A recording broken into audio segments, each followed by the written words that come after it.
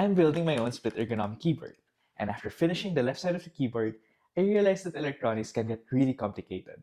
So I'm here to make it simple. So for the first step, since I want this keyboard to be hot swappable, I'm going to start replacing these Kali hot swap sockets to this keyboard case. And for this, I'm using a super glue specially made for 3D printed parts, making sure that the contacts afterwards are accessible and don't have super glue on them, or else you're going to have a hard time putting your switches on later on. Don't ask me how I know.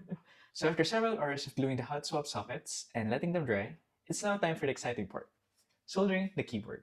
And the first thing you're going to solder is each column of the hot swap socket. For this step, what you want to do is pick a side of the hot swap socket and connect it to each socket in the same column. Once you finish connecting columns, the next step now is connecting the rows using these 1N4148 diodes in a parallel configuration.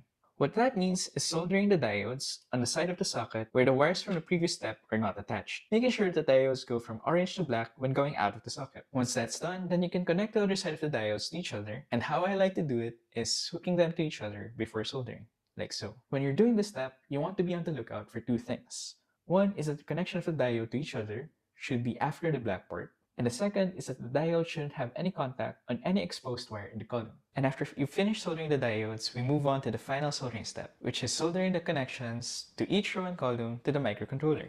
For the column connection, you can just pick any exposed part of a column and connect a wire to it. For the rows, it would be easiest to connect a wire to the connection of two diodes in the same row. And make sure that each connection wire can reach the part of the case where there is a hole, because that is where the microcontroller will be placed. And after all that soldering, you can now place your switches and keycaps, and connect your keyboard to a microcontroller, which I'll show you how to program in the next videos.